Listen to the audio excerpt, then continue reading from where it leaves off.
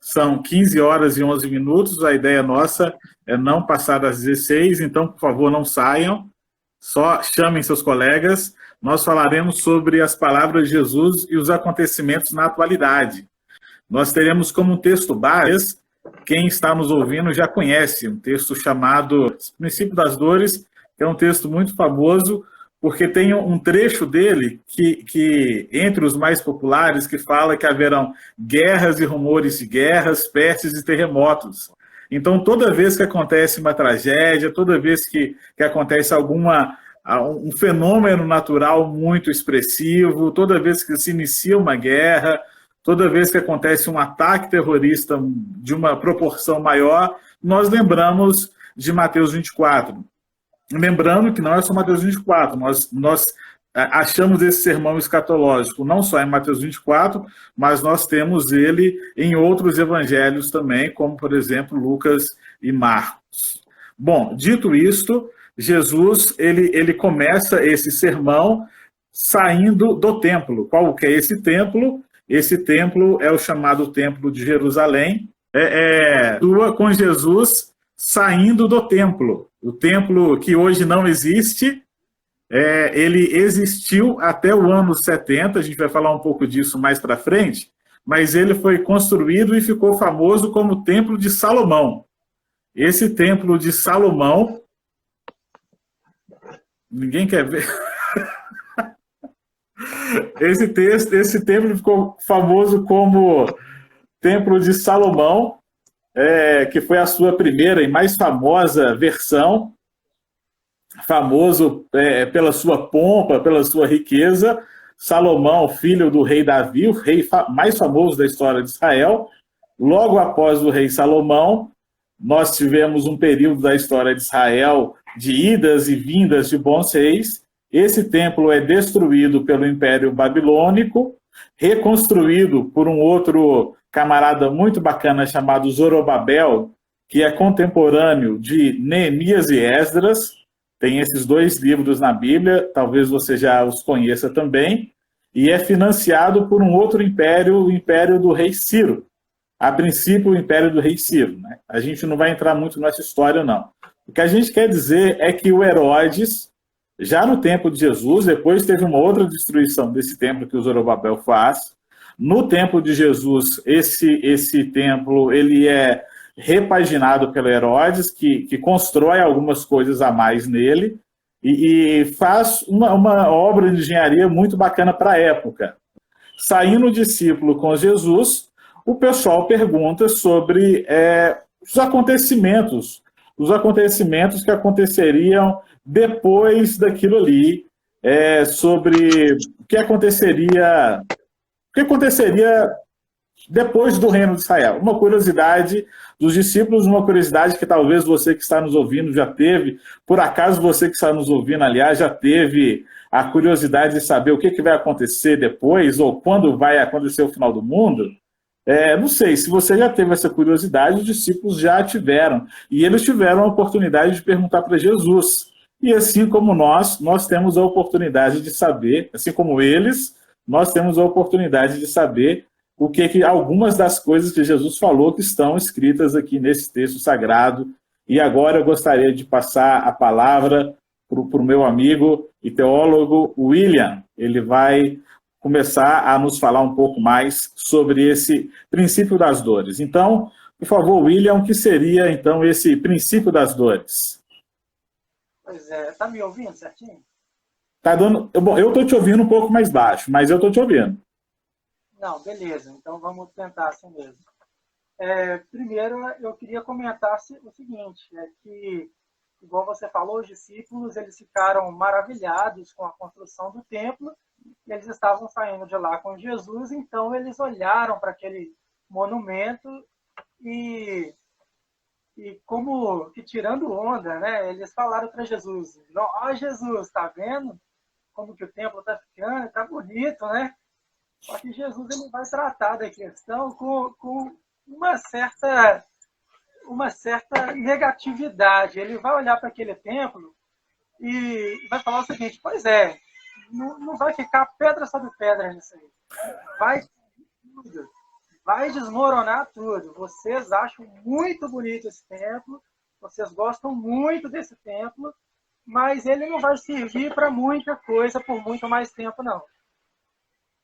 E os discípulos ficaram incomodados com a resposta de Jesus. Eu imagino que eles ficaram pensativos e, depois de um tempo, eles voltaram para Jesus e perguntaram assim: pois é, Jesus, você pode falar para a gente quando que vai se dar aqueles acontecimentos? E Jesus ele começa respondendo também, não jogando exatamente na pergunta dos discípulos. Ele começa a responder sobre o princípio de dores, sobre o final dos tempos. Aí ele coloca lá a destruição do templo em Jerusalém, mas ele também fala a respeito da sua vinda. Ele já estava predizendo para os discípulos que ele não ia ficar por muito tempo, mas que depois ele também voltaria. Então ele dá sinais da sua vinda, né? E esses sinais é o que a igreja precisa estar atento, porque para nós ela funciona como o início das dores, né? No capítulo 24 de Mateus, ele coloca alguns sinais lá. As pessoas estarão dispostas a trair umas às outras. Ele vai falar com muito cuidado para que ninguém nos engane, porque nesse tempo haveriam falsos cristos, haveriam falsos mestres e haveriam guerras. Pelo menos rumores de guerras deveriam ter no mundo. E é interessante para a gente pensar o seguinte, que os tempos serão difíceis para os cristãos. Os tempos não serão fáceis, não serão tempos agradáveis. Hoje nós falamos assim, eu sou cristão, eu sou evangélico, eu vou na igreja. E a gente fala como a coisa mais agradável que tem no mundo. Mas se seguíssemos as palavras de Jesus, nós falaríamos com muito mais reverência e com muito mais cuidado. Eu sou cristão, e as pessoas conseguiriam identificar. Esse é uma das pessoas que está observando os sinais. Essa é uma das pessoas que está aguardando as dores que esse mundo vai sofrer. E está alerta para a volta de Jesus. Eu acredito que o sermão de Jesus, longe de ser pessimista, ele vem contradizer um pouco a filosofia humanista. Olha que interessante isso aqui, gente, porque vocês já pararam para pensar que todo mundo tem um discurso do sentido do tipo assim, vai dar tudo bem. Todo mundo tem uma resposta para isso, né? Todo mundo tem todo tipo de governo, todo tipo de ideologia tem uma forma, um tipo de esperança para a humanidade. Nenhum político que faz uma campanha do tipo não vai sobrar pedra sobre pedra. Nenhum político falaria uma coisa dessa. Todo mundo promete ter a resposta. E Jesus está contrapondo isso. Continue, por favor. As filosofias políticas, ideologias, filosofias, elas tendem a construir mais, que é um mundo próspero, cheio de paz, erradicar a fome e ninguém mais vai viver em guerra. Nós vamos ser livres para ir e vir para qualquer nação, para qualquer lugar do mundo, com muita paz e tranquilidade. Só que Jesus ele contradiz isso tudo. Ele já fala desde o princípio que, no final, o ser humano ele não vai evoluir assim, moralmente, eticamente. Haverá guerras, pelo menos rumores de guerra. Haverá fome no mundo. Todo político tenta erradicar a fome do mundo. Jesus está falando que, no final, haverá fome no mundo. E as pessoas estarão dispostas até mesmo a trair seus familiares. Vão trair umas às outras. É interessante pensar aqui que Jesus ele fala, né? Você pode comprovar isso em Mateus 10, versículo 33 e 34. Ele fala o seguinte, não pensem que eu vim trazer paz, eu vim trazer guerra. E a gente tem um pouco de dificuldade com essa sentença, essa frase de Jesus, porque nós entendemos Jesus como o príncipe da paz, e ele é o príncipe da paz. Mas a gente não entende muito bem qual paz ele veio trazer. Né? Quando fala que Jesus é o príncipe da paz, nós temos duas paz distintas e correlatas no Novo Testamento. A paz de Deus e a paz com Deus. A paz de Deus, eu queria que você falasse sobre ela, Ju. Olha só que interessante. Paz, gente, é uma coisa muito bacana. Quem não gostaria de ter paz? Mas, quando o William começou aí aqui dando seguimento nisso, ter paz com Deus é muito diferente de ter paz com qualquer outra coisa que a gente queira nesse mundo. E é possível ter paz com Deus e ter paz com outras coisas. Um exemplo, eu tenho paz com Deus e estou em paz com a minha família. O grande ponto que Jesus quer colocar aqui é que a paz com Deus não garante necessariamente e absolutamente paz com qualquer outra coisa. Há momentos na fé cristã, e aí um convite para você que é cristão, está pensando em ser cristão, ou gostaria de saber como é que um cristão vive, saiba disso, que há momentos na fé cristã em que você vai estar em paz com Deus, mas a sua fé vai te levar a situações conflitantes com algum sistema à sua volta, alguma coisa à sua volta, e vai te colocar em oposição, por exemplo, com uma amizade, oposição, por exemplo, com um familiar, a alguma questão de fé. Nosso país, embora ele tenha nosso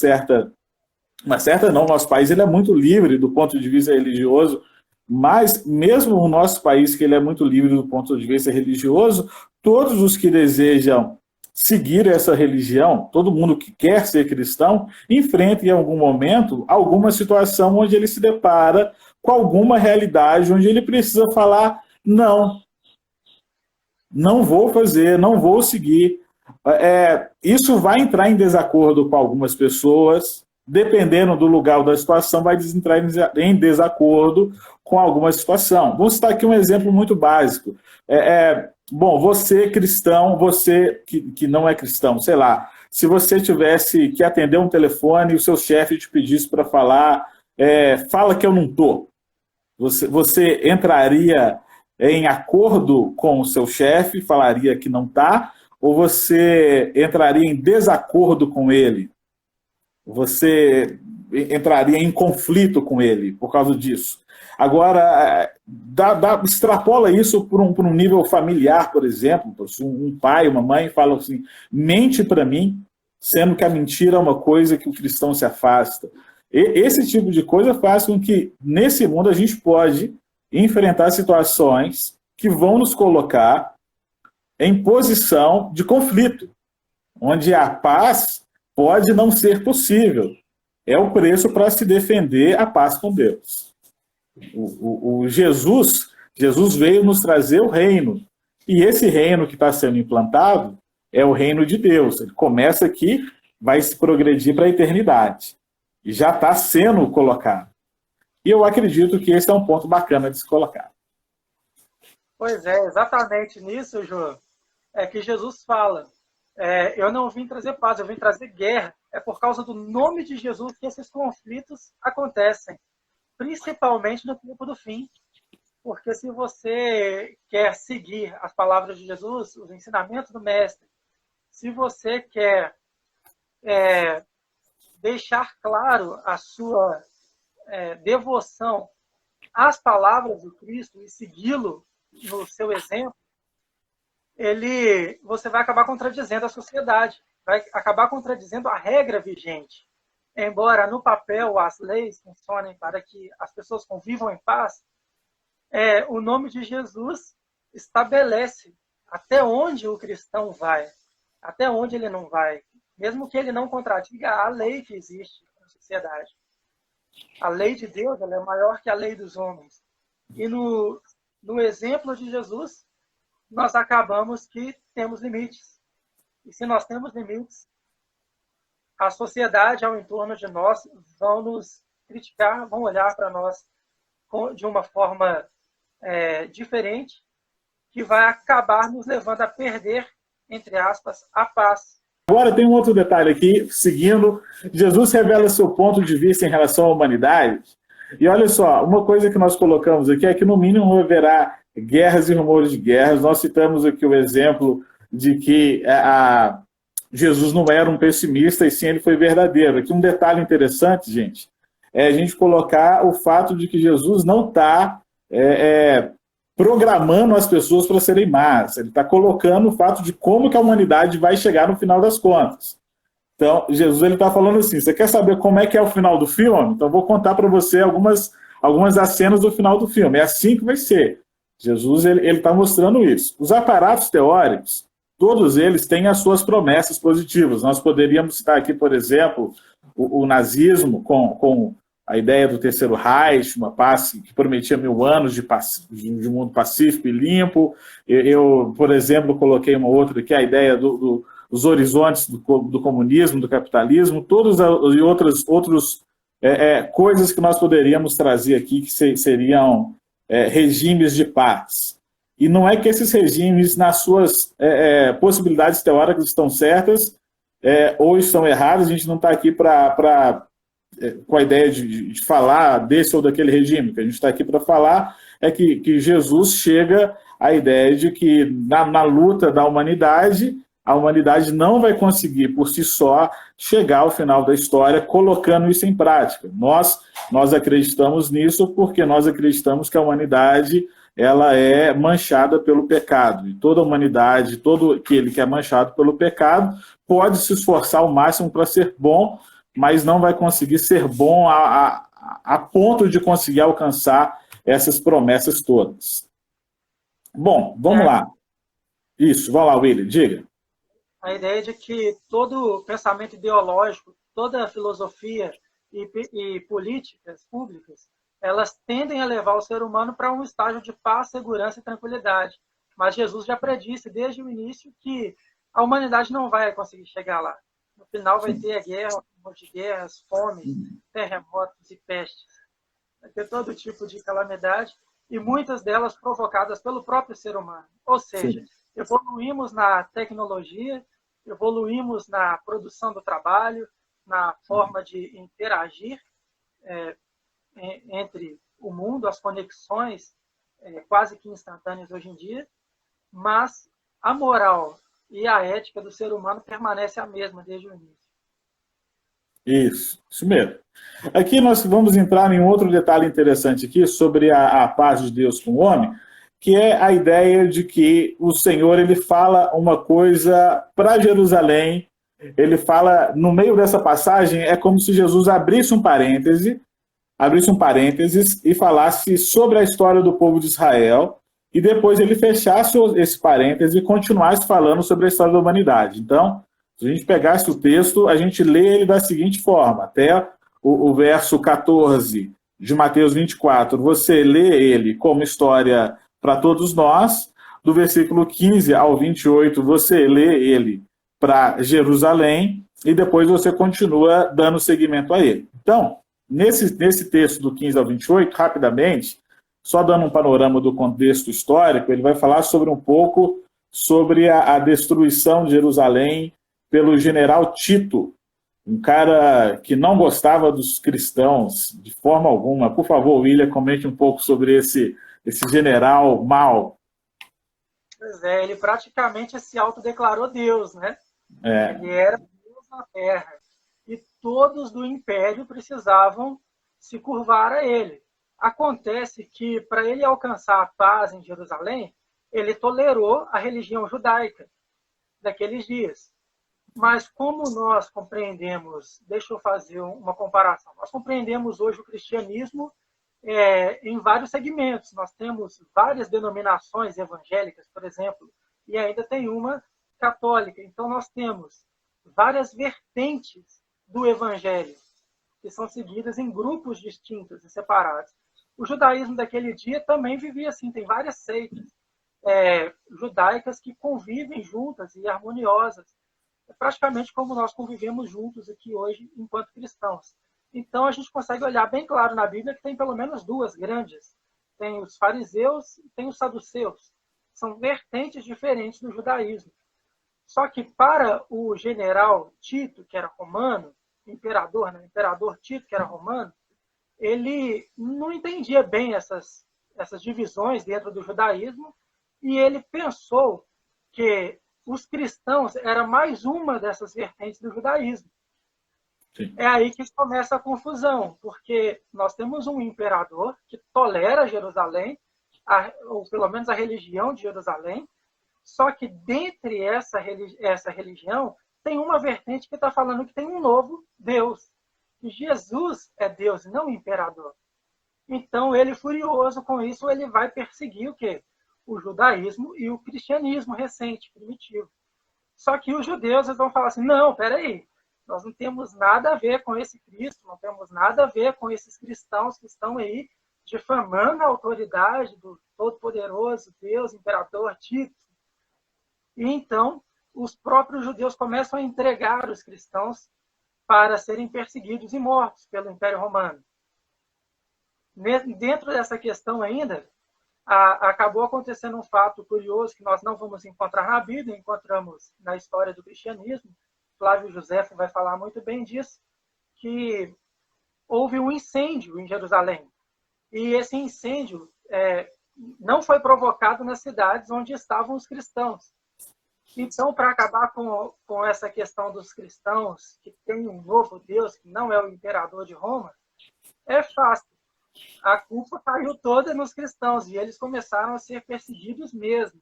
Aí sim, uma grande tribulação, pelo menos uma primeira grande tribulação, aconteceu logo com a igreja primitiva, onde eles foram perseguidos, mortos, onde teve vários mártires do cristianismo e onde as palavras de Jesus aqui, principalmente do versículo 15 ao versículo 28, se aplicam perfeitamente, onde Jesus diz, orai para que a vossa fuga não se dê no inverno, nem se dê no dia de sábado, né?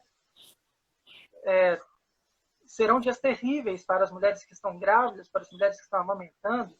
Eles teriam que abandonar suas casas e fugir. Lembra da carta de Tiago, que ele escreve aos cristãos da diáspora? É os cristãos da dispersão. Exatamente esses que fugiram do cerco de Israel e foram para regiões vizinhas, para montanhas, para vales, campinas. E Tiago estava querendo escrever para aqueles irmãos, exatamente para que eles tivessem alegria nas provações, alegria nas tribulações, alegria que aconteceria com Israel. E esse é o contexto aí desse general tirano, desse imperador tirano. É um cara muito sacana esse camarada, viu? Nós não gostamos dele, ele não gosta da gente. Agora, um detalhe curioso é a gente pensar esse versículo, olha só como que é um versículo regional. Orem para que a vossa, verso 20, quando ele fala, ore para que a vossa fuga não se dê no inverno nem no dia de sábado, esse é um contexto bem geográfico da época. Pô, a região de Israel, no inverno, era muito ruim, muito fria, para você... Se você tivesse que viajar, que fugir em um inverno, seria muito pior. Então, ore para que a sua fuga não se dê no inverno, e ore para que a sua fuga não seja na pior condição. E o dia de sábado, por ser um dia religiosamente separado, dificultaria para boa parte do povo, ainda preso às tradições judaicas, que não podiam fazer tinha uma série de restrições no dia de sábado. Então, Jesus está querendo dizer para aquele pessoal, para aquela época.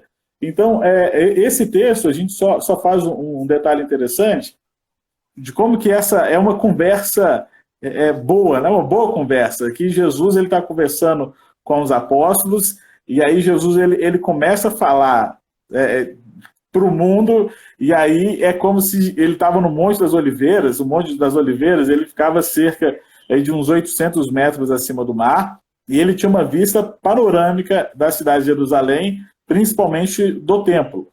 Então eu imagino, não sei se foi assim, mas eu imagino Jesus conversando com os discípulos, e aí ele para, olhando para o templo, e aí é como se ele abrisse mesmo um parênteses e começasse a falar do que aconteceria ali há alguns anos, o que de fato aconteceu algum tempo depois dele, né? Os primeiros cristãos, os cristãos da igreja primitiva enfrentaram isso, que é uma primeira grande tribulação, como alguns falam, ou uma tribulação para o povo judeu. o termo pode mudar, mas a grande questão é que nós entendemos esse texto como uma referência ali para o povo judaico, que não significa que não tenham aplicações para nós. Nós podemos sim tirar várias aplicações desse texto, mas o texto continua, depois disso, trazendo uma ideia sobre esse período da tribulação que virá, e aí sim, nos trazendo toda essa linguagem apocalíptica que o texto continua saindo, então, do contexto geográfico de Israel e trazendo um contexto histórico bem mais abrangente, chegando até o mundo todo. E aqui a linguagem que se utiliza de Jesus, tanto a de João, Jesus se utiliza uma linguagem parecida com a de João, e William, por favor, comente um pouco essa referência de Jesus sobre esse tempo que pode ser abreviado. A gente pode notar aqui que a linguagem utilizada por Jesus ela é muito semelhante mesmo àquela que ele mesmo profere a João nas cartas do Apocalipse, tá? Capítulo 2, capítulo 3. Sempre ele dá uma descrição da igreja, ele fala de alguns elogios, de algumas críticas que ele tem com as igrejas, e no final ele fala assim, mas aquele que perseverar até o final será salvo. A outra questão interessante aqui é que, também fazendo referência a que João profetizou no livro de Apocalipse, é a questão do tempo da tribulação. Porque ele fala o seguinte, se esses dias não forem abreviados, nem os eleitos iriam escapar. Então, a gente pode olhar lá referências, Apocalipse 11, 2 ou 13, versículo 5, vai nos dar uma ideia de que o tempo da tribulação, ele nada se compara com o tempo da pregação do Evangelho, onde, dentro desse período todo, a igreja sofre, sim, perseguições, ela passa por crises, ela tem tribulações menores, mas no tempo daquela grande tribulação, a escatológica, aquela que vai vir nos últimos dias, se lá não for abreviado a perseguição ao Evangelho, se lá não for abreviado a tribulação que haverá de ocorrer pelo mundo, nem os eleitos, eu estou usando o termo eleitos aqui porque é o que está escrito no texto, mas nem os salvos seriam salvos, nem os salvos escapariam. É redundante a ideia de que nem mesmo aqueles que já aceitaram a Jesus teriam condições de escapar com o mínimo de esperança da grande tribulação. Mas esse tempo é abreviado. Um tempo abreviado por causa dos salvos, por causa daqueles que confiam em Jesus, por causa daqueles que andam à semelhança do exemplo de Jesus. Os teólogos amilenistas, eles defendem a ideia de que a tribulação aconteceu desde o momento em que Jesus é morto na cruz, é elevado aos céus, ele volta para autorizar a pregação do Evangelho e derrama o Espírito Santo no mundo. Desde esse período, a igreja vive em tribulação. Você não vê nenhuma igreja vivendo tempos gloriosos e de paz o tempo todo. Ela passa por tribulações, ela passa por perseguições e crises. Aplicando para nós, que hoje estamos privados de nos encontrar pessoalmente nas igrejas, com os membros do corpo de Cristo, com os irmãos queridos, nós estamos passando por uma tribulação. Nós estamos passando por um momento de angústia, no sentido de que não podemos louvar a Deus livremente na reunião dos crentes. Isso não significa que o louvor a Deus parou. Louvamos a Deus em nossas casas. Nós buscamos outros tipos de técnica para conseguir divulgar e pregar a palavra de Deus, que é a grande comissão que ele nos deixou. Mas nem por isso a igreja deixa de ser atribulada, nem por isso a igreja deixa de ser perseguida e morta. No Brasil nós não temos isso ainda, mas em outras partes do mundo isso acontece com frequência até.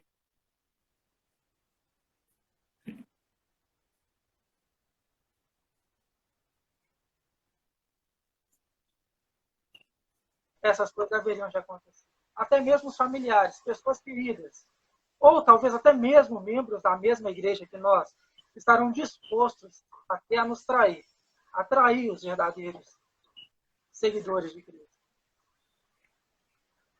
Essa parte da história que eu tenho a comentar. Sim. Muito interessante, muito bacana. Pergunta do Vaguinho aqui, se a fé não fosse, se não fosse abreviado, a fé esvaria, a fé permanece. A grande questão é quem que ia sobrar no final das contas. Jesus demonstra que a nossa limitação e a sua compaixão em relação à nossa fraqueza. Eu fico pensando assim, até que ponto a gente consegue resistir. A fé e o evangelho são grandezas que não dependem de nós, dependem do Senhor e dependem de Deus. Deus nunca precisou da nossa ajuda e a sua manifestação não precisa de seres humanos. Jesus tem uma explicação muito emblemática quando ele entra em Jerusalém, quando ele fala, se esses se calarem, as próprias pedras clamarão. Mas a grande questão é, tem misericórdia de nós, Senhor, porque se apertar muito, a gente não dá conta. E é aqui que está um ponto bem interessante. O texto continua falando sobre essa questão da pregação do evangelho, e é muito bacana a gente pensar que o evangelho ele vai ser pregado a todas as nações. E eu fico pensando, e eu acredito que talvez alguns já escutaram algumas pessoas falando coisas do tipo, um absurdo de aí eu não quero pregar o evangelho porque eu sei que se todo mundo pregar o evangelho, Jesus volta e eu tô devendo na conta de Deus e se ele voltar eu vou ter que acertar essa conta e vou passar perto. Gente, essa é a coisa mais absurda que existe, porque o evangelho ele não depende de nós. A grande questão é que o Senhor quer contar conosco para espalhar a sua mensagem. Nós temos a oportunidade de fazer parte do que Deus está fazendo. E esse é um privilégio muito grande que o Senhor tem nos dado. Não é para todos, diga-se de passagem, nem de toda maneira. Não se mede pela grandeza, não se mede pela extensão. A grande questão é a oportunidade que realmente nós temos de fazer parte da pregação do Evangelho. E o Evangelho tem que ser expandido, e essa é uma das coisas que tem que fazem parte do texto, a pregação do Evangelho a todos os povos. Não há uma conta certa, não há um número exato sobre quantos povos faltam. Há algumas estimativas, algumas maiores, outras menores, depende de como se mede, sobre o que são povos não alcançados. Mas há uma diferença muito grande entre povos não alcançados e pessoas que nunca ouviram falar do Evangelho. Por exemplo, há povos que não são alcançados, que já ouviram falar do Evangelho, mas que, por ouvirem falar do Evangelho, proíbem o Evangelho ali. Há povos não alcançados que restringem o Evangelho naquele local. O Evangelho está muito pouco ali. E há povos não alcançados que, de fato, as pessoas não sabem quem é Jesus, nunca ouviram falar esse nome, nunca ouviram falar essa história. Então, medir isso é muito difícil. Não dá para a gente falar aqui, por exemplo, falar com vocês, falta 5% da população mundial, ou falta 1 bilhão de pessoas, ou a janela 1040 agora é 5 por 20.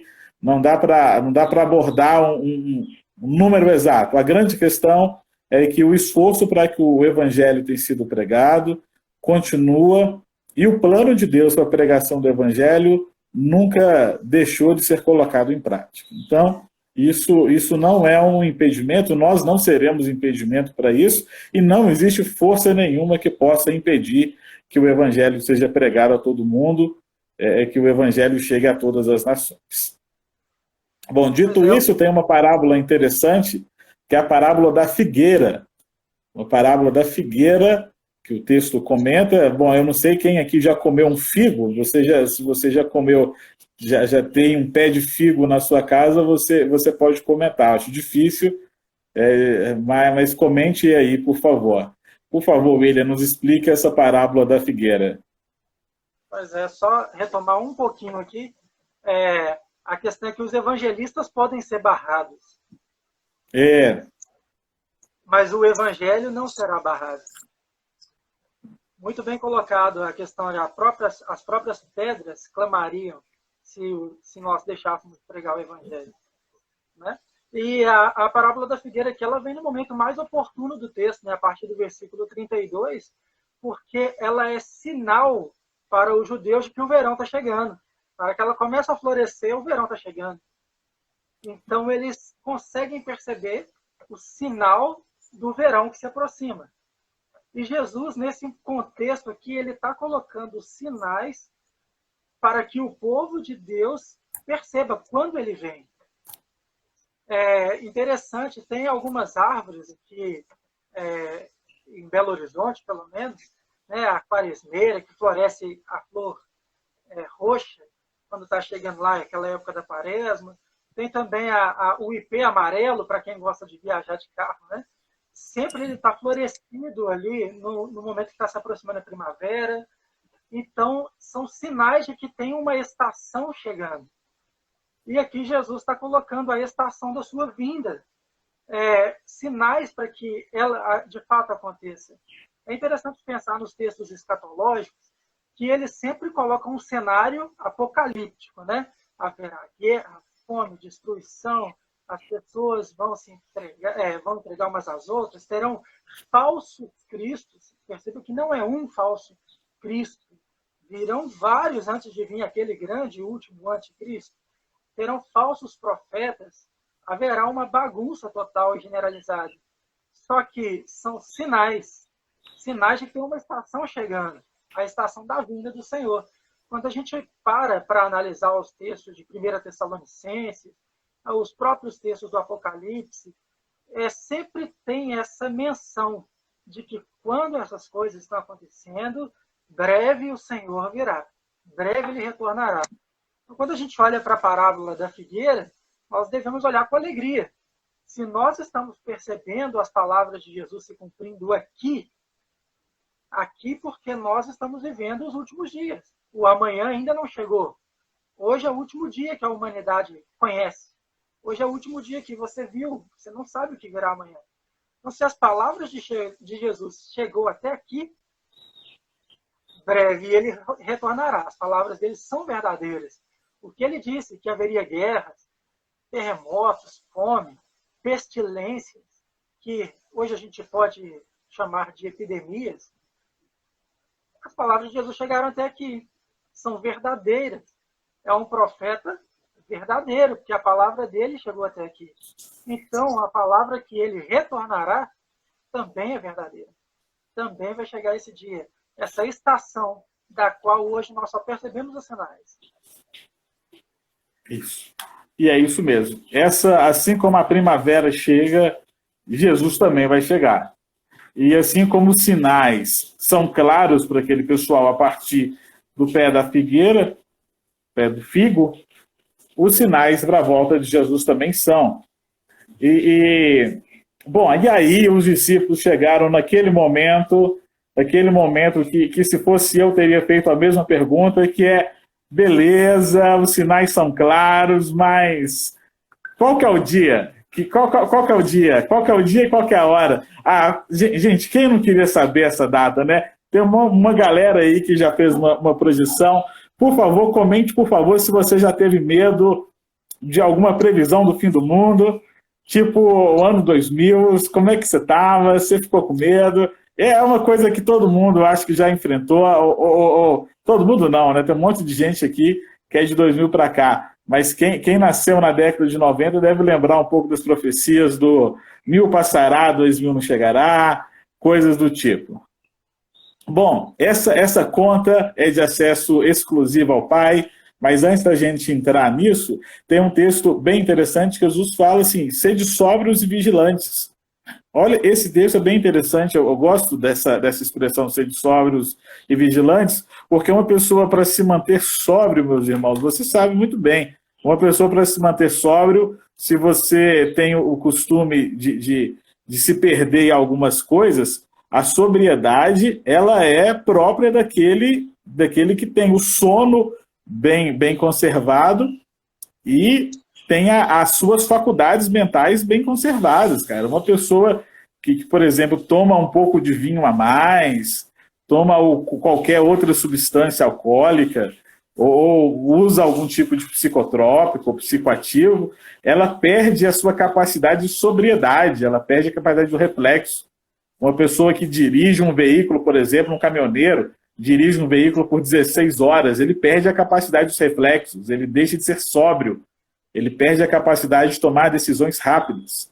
Então, essa questão ela é muito interessante para a gente pensar que Jesus nos aconselha a permanecer sóbrio, ou seja, não nos envolver com situações, com coisas, com hábitos que façam que nós percamos a capacidade de observar esses sinais.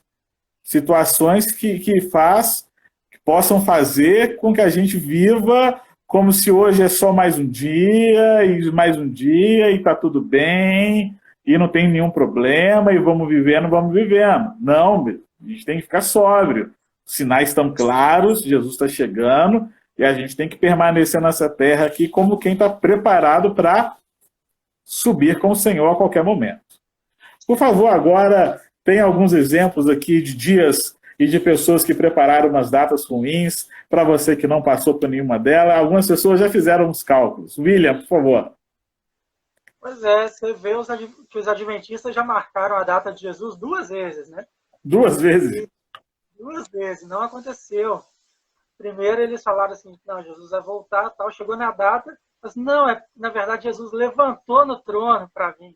Aí marcaram a outra data, aí Jesus não veio, enfim. Você já citou Nostradamus, né? Teve outras pessoas que fizeram isso. Eu não sei pronunciar os nomes em língua estrangeira, mas Joanna Sulcoat. Alguma coisa, não sei. Até Martinho Lutero pensava que Jesus ia voltar e o mundo ia acabar em 1600. Pois é, teve o astrólogo francês que previu o fim do mundo para 1537, 1544, 1801, 1814, e a gente sabe, ele errou todas, nada disso Todo mundo aconteceu. errou. Pois é uma infinidade de previsões que não acontecem. E não acontecem porque não compete a nenhum de nós saber o dia e a data. Uma coisa interessante, eu poderia falar inúmeras coisas, eu vou trazer uma aplicação. Nós não sabemos o dia e a data, mas nós precisamos estar preparados, e de fato, aqueles que seguem as palavras de Jesus, é de esperar que estejam preparados para qualquer dia ou qualquer data. Se ele vir como um ladrão, como 1 Tessalonicenses diz, ele virá como ladrão para quem não o conhece. Nas Sim. próprias palavras de Paulo, em 1 Tessalonicenses, capítulo 5, a ideia é essa, que aqueles que conhecem a Jesus, eles estão preparados. Jesus não vem como um ladrão para os seus. Ele vem como um ladrão para aqueles que se lamentarão. Se lamentarão porque tiveram oportunidade de conhecê-lo e desprezaram a oportunidade. Então ele vem sem que as nações o estejam esperando. Aí fica muito nítido o porquê Jesus não falou dia e data. Não é que ele não simplesmente não soubesse. Jesus é Deus. Mas ele deixou claro para a humanidade. Olha, isso só compete ao Pai saber. Só ele tem essa resposta. De fato, o texto continua falando de uma expressão bem interessante, falando sobre os dias de Noé. Falando que no final dos tempos, assim, que um dos sinais da iminente volta de Jesus é que as pessoas se comportarão como elas se comportavam nos dias de Noé. E aqui tem uma curiosidade interessante para a gente pensar que o ser humano ele não mudou muito, né? Porque se no final dos tempos ele vai estar se comportando como nos dias de Noé, significa que assim como ele era no começo da humanidade, ele vai estar sendo no final da humanidade.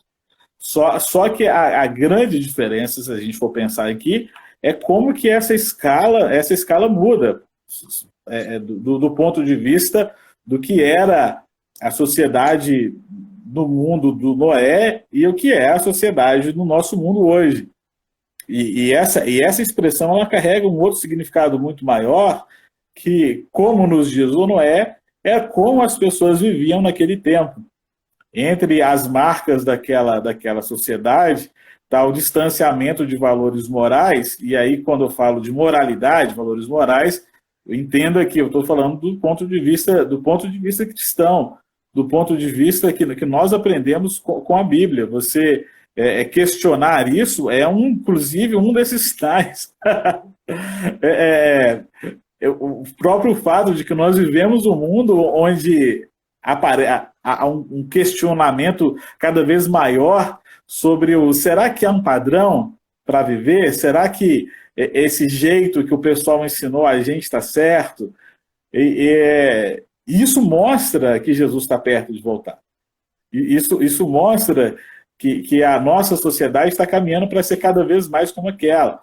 Há outros movimentos na história que são movimentos complicados do ponto de vista do entendimento do ponto de vista moral, mas aqui não é só moralidade, meus irmãos. A gente está falando de uma sociedade que consegue não se entender a partir de Deus. Nós temos o primeiro século da história, que foi isso, o século XX, o século das duas grandes guerras mundiais, onde os grandes governos se tornaram laicos, passaram a entender a sua soberania sem a interferência de Deus. Há quem ache isso bom, há quem ache isso ruim.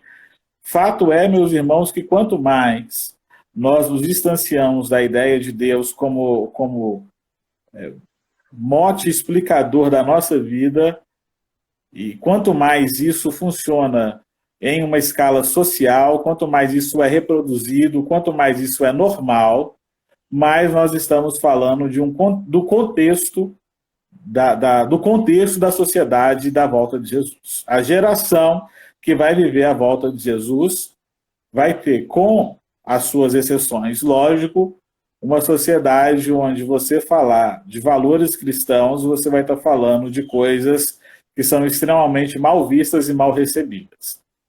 Fica aqui uma reflexão para a gente pensar até que ponto você acha isso correto ou não. Que é uma discussão válida mesmo. Talvez você saiba ao longo da história de alguns exemplos bons ou ruins sobre isso, aqui a gente vale a pena discutir. Esse é um espaço, não aqui, né, mas a partir daqui nós podemos discutir sobre isso. Então, seguindo sobre a questão dos dias de Noé, que ele termina com o juízo. O juízo, que na época foi a Arca de Noé, mas que há uma promessa para que não se termine mais o mundo daquela forma. Então, quem tem medo de morrer afogado e tem medo de dilúvio pode ficar despreocupado. O que nós teremos daqui para frente é a segunda vinda de Jesus. Jesus, ele voltará sem dúvida. Bom, e aqui nós temos um ponto interessante, que é um dos indícios mais fortes que nós temos da iminente volta de Jesus, é justamente uma sociedade como a sociedade de Noé. E aí eu quero pensar com vocês assim, será que a nossa sociedade hoje, ela se parece com aquela sociedade, uma sociedade, por exemplo, que não valoriza o casamento? Bom, então vamos lá, até que ponto nossa sociedade valoriza o casamento? Primeiro ponto. Segundo ponto, até que ponto a nossa sociedade valoriza família? Bom, terceiro ponto, até que ponto a nossa sociedade é desigual? Terceiro ponto, terceiro, já me perdi, perdão. Mas outro ponto, em que aspecto ou até que ponto a nossa sociedade é libertina? Ela é desregrada? Bom, esses são alguns indicadores para a gente comparar e se a nossa sociedade é como a sociedade dos dias de Noé. Porque nós temos ainda, assim, se a gente for pegar como condições mais, como outros, olhando a volta de Jesus de outra forma, nós olhamos, às vezes, a volta de Jesus na primeira parte da nossa live, falando sobre a questão das pestes, dos terremotos e tudo mais. Mas nós podemos observar também por esse ângulo. E se do ângulo da pregação do Evangelho até os confins da Terra, e pelo ângulo de uma sociedade completamente anti-Deus. Como que a nossa sociedade está? Bom, qual é a sua opinião? Caminhando nisso, você quer acrescentar alguma outra coisa, William, dentro desse ponto, ou dar seguimento? Eu acho que já está na hora de fazer a síntese geral, né, pegando até a última parte do texto, que é de 45 a 51, lembrando que a gente está em Mateus 24, onde ele está falando aí do servo bom e do servo mau. A aplicação que eu tenho aqui é o seguinte, que se nós formos comparados ao servo fiel, nós vamos estar preparados para viver os últimos dias. Se eles estão acontecendo agora, ou se eles só acontecerão lá na frente, a gente não sabe, nem o dia nem a hora, mas vamos viver preparados para qualquer dia, para qualquer hora. É interessante pensar que logo no capítulo seguinte, capítulo 25 de Mateus, ele já começa com a parábola das virgens, aquela imagem de que elas tinham que colocar azeite no candelabro e estarem preparadas para as bodas. Tinham 5 que estavam preparadas, 5 que não estavam preparadas, e o noivo chegou e levou as que estavam preparadas e deixou as que não estavam. Essa é a ideia, essa é a mesma ideia de servo bom e de servo mau. O Senhor volta e o que é que ele vai encontrar? O que é que a gente vai poder mostrar para ele com clareza? Das nossas ações, do nosso pensamento, do nosso comportamento a partir do exemplo do Mestre. E aí a gente tem a síntese. O que eu consigo prestar atenção até aqui é que as palavras de Jesus se demonstraram verdadeiras até os dias de hoje. Hoje tem terremoto no mundo, hoje tem guerra no mundo, hoje tem fome, hoje tem pestes. Se as palavras de Jesus chegaram até aqui verdadeiras como são, a sua vinda também está próxima. A sua vinda também acontecerá como ele predisse. E aqui é a minha última consideração. Se nós sabemos que as palavras de Jesus estão acontecendo e acreditamos que ele em breve retornará, nós precisamos nos manter no caminho, preparados, vigilantes, sóbrios e considerando que a nossa geração ela pode até passar e a gente não vê esses dias, mas as palavras de Jesus não passarão jamais. Haverá uma geração que testemunhará da vinda gloriosa do nosso Redentor. Amém. E eu, além de endossar essas palavras, queria deixar aqui como palavra final a ideia de estar preparado. E como não dá para estar preparado o tempo inteiro, eu gosto da imagem, a imagem de um batalhão de exército, um batalhão de polícia, onde cada um ocupa seu posto e cada um permanece ajudando quem está perto. Nós precisamos nos fortalecer. A ideia de igreja, não sei se você faz parte de uma igreja, mas a ideia de igreja é muito importante para isso, para que nós possamos nos fortalecer nesse tempo. Se você ainda não tem uma igreja, procure uma. Se você já foi de uma igreja, volte. Se você está chateado com a sua, tente melhorar ou peça orientação para Deus para encontrar uma outra comunidade. Mas igreja é o local onde os cristãos se unem, se fortalecem, se preparam, porque nós reconhecemos a volta de Jesus iminente, muito breve. Breve a ponto da gente não saber se teremos o dia de amanhã. Então, é isso. Sim, valeu demais, Jacimar. Obrigado aí por quem está na live junto com a gente. Quem teve a paciência, né, de esperar a conexão voltar para a gente retomar aqui. Quem entrou depois. Teve muitos comentários, principalmente na primeira live. Obrigado mesmo, gente, por acompanhar, Jacimar, por aceitar o convite, né? E a gente está aí para as próximas, né, Júlio?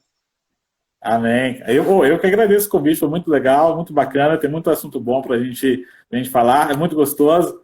Teve os comentários, a gente vai ver, depois eu olho, ver se tem alguma pergunta. Eu vi a do Vaguinho, não sei se tem mais alguma que ficou para trás, mas aí a gente, na medida do possível, também procura responder. E marque já vai procurar marcar uma próxima, já começar a divulgar. Para quem quiser nos aturar, nos ouvir, vai ser muito bom. Nós fizemos uma imagem de chamada para live, que está lá no meu feed, está lá naquele lugar de publicações que fica permanente, você pode fazer o comentário lá com uma pergunta ou sugerindo um tema que a gente vai procurar fazer uma nova live para deixar as coisas um pouco mais claras com relação a esse tempo difícil que estamos vivendo.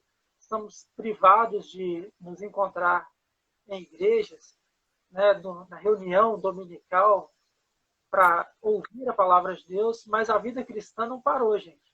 Nós podemos sim fazer cultos familiares, cultos com a nossa família, entoar hinos e cânticos, diferente da geração de Daniel no exílio babilônico, que eles não podiam nem orar, chegou um decreto lá que eles não podiam nem orar.